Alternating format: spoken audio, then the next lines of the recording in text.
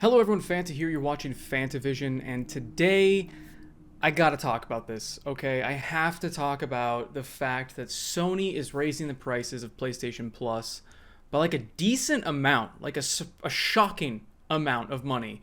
I mean, let's be real here. Before you start shouting fanboy or anything like that, you should not have to pay to play online with any video game console. Any of them. Zero. Because there's a reason that the PlayStation 3 and the Wii U didn't make you pay for online, because you shouldn't have to. There's zero reason why they are forcing us to pay these prices other than just taking money from us because they can. And that's exactly what this situation is right here. Back when Microsoft tried to double the price of Xbox Live, they thought they just could because you have an Xbox, you want to play online, deal with it. It's $120 now, and the entire internet said no. And that's another reason why I'm making this video, is because I feel like everybody, just like that situation, everybody now needs to say something. However, unfortunately, Microsoft was not in the same position that Sony is. Sony is in the position that they can do whatever the hell they want, and they know it. So whenever somebody tries to go, oh, PlayStation's the best console, or oh, Xbox is the best console, no. Neither of them are the best consoles. Neither of these companies are your friend.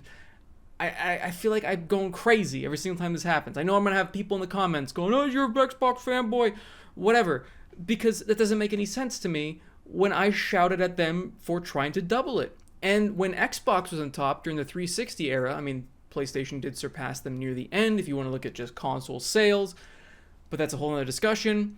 When they were in the lead, they were being anti-consumer. They were doing the shitty things. They were trying to block cross-platform play. They were trying to block all the different things that were customer friendly. And now that Sony is the top dog, they're selling the most systems, they're killing it in the console game, they know that they can charge whatever the hell they want, because people with those systems are going to want to play with their friends. It's that simple. So here they are charging an extra 33% on top of something that should not have existed in the first place. Now, if they want to raise the price on their subscription for, that big catalog of games, I get it, okay? That makes sense. Maybe it costs more than they thought to license those games. They weren't making enough. Something like that would make sense, because that's a subscription you're paying for to access games you don't own. Paying a subscription to play the games you own on the console you own on the internet access that you pay for makes no fucking sense. So it pisses me off to see them raise it by $20 freaking dollars when it shouldn't cost anything to begin with. And those free games they hand out every month, those don't even come close to covering what you're paying per year now at $80. I mean, that's just absurd, guys. I don't know why they thought this was I know why they thought it was a good idea. It's because they don't care. And that's the thing, when they're on top, they don't care. They also did the blocking of the cross-platform play before. You guys remember that? I remember that. Also, I want to quickly just inject this into somewhere in the video because I reread the article. This is what Sony is trying to say to justify the price increase, which I think is ridiculous. This price adjustment will enable us to continue bringing high-quality games and value-added benefits to your PlayStation Plus subscription service. No, that doesn't make any sense. PlayStation Plus Essential is supposed to be just the essentials. It's supposed to be just so I can play online. The extra games, you're right, were they value-added benefits? That's great. That's what supposedly made it worth the $60 a year. Those games don't make it worth $80 a year. Just make one where it's only online. That's it. If you're gonna charge for online, you're gonna force us to pay for online gameplay. Make one of them only for online gameplay and make it super cheap. If it's really those games and those value-adding benefits that are costing the extra $20 a year, there are a significant amount of people like me that would happily get rid of that and just have the lower tier. And that's why there's not a lower tier, because they know people would do that and they want your money. But the fact that they're just taking advantage of people right now is incredibly frustrating. And I'll probably, when my subscription runs out, which I think I've bought just a ton whenever it's Black Friday, I get it for like $40. So I think I'm like 2 years from now is when it expires, 2025. I'm just not going to play PlayStation 5 games online anymore. I'm just not going to, because $80 a year?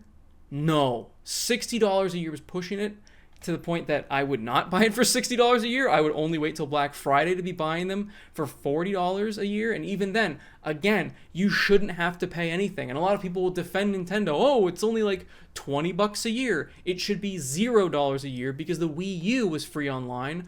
Why does this cost money to play online? The DS was free online. The Vita was free online. The PSP was free online.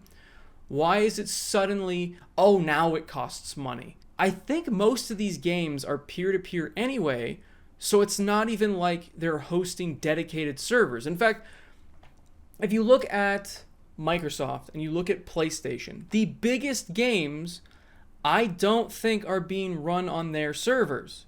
Call of Duty, I guess that'd be the biggest game because like Halo isn't really that big of a game anymore. But even back then, I don't think it was Microsoft that had the dedicated servers. If Halo 3 even had dedicated servers, it would be Bungie. I almost said 343, sorry guys. So if it's the publishers and the developers that have the servers for their games, which logically makes sense to me, then why am I paying Microsoft? Why am I paying Sony? You could maybe argue Nintendo has their own servers because all of the good games for Nintendo consoles are made by Nintendo or a Nintendo-owned publisher.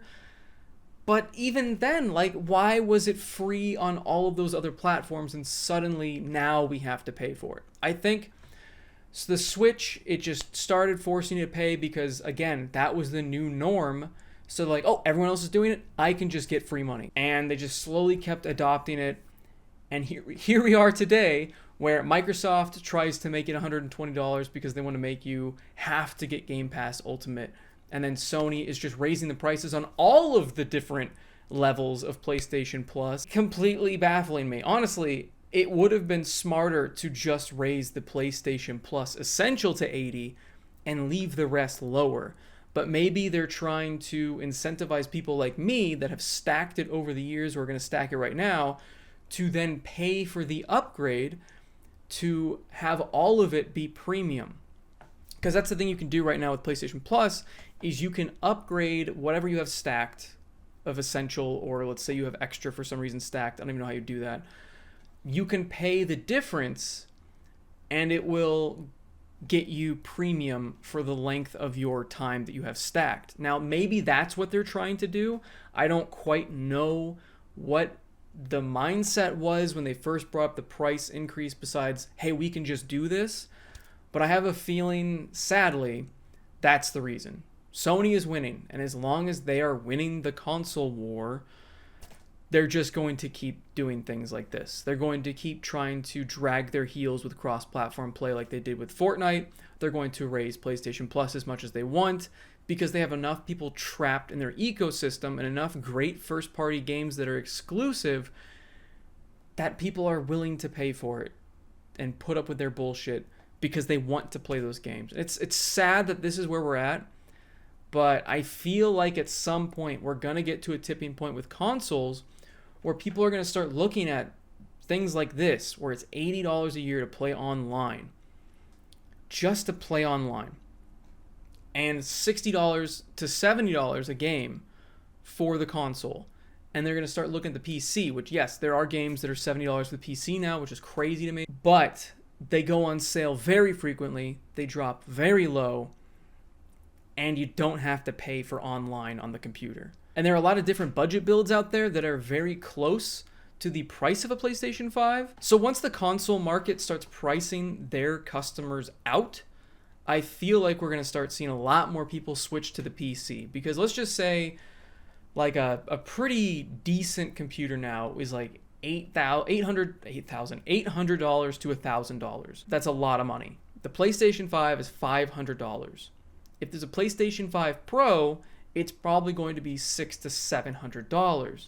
Now, that's $700 for a system that you have to pay $80 a year to play online. Suddenly, you look at the system at $780 and you go, maybe I just want to spend the extra 20 and get a decent computer that I can always upgrade in the future and will always be backwards compatible. I think the console market needs to understand that, yes, you have great first-party games, but I don't know that you have enough to stop people from realizing, hey, this over here is a better value now. I feel like that's going to happen, guys. Maybe I'm crazy. Let me know what you guys think down below. If you think that at some point the console market is going to price out everyone and everyone's just going to switch to PC, and then the PC market's going to start making things that look like consoles, like the Steam box thing back in the day that never really took off because PC gamers were like, what's the point of this? And the console people were like, I just want my console because it's easy to use and it's simple.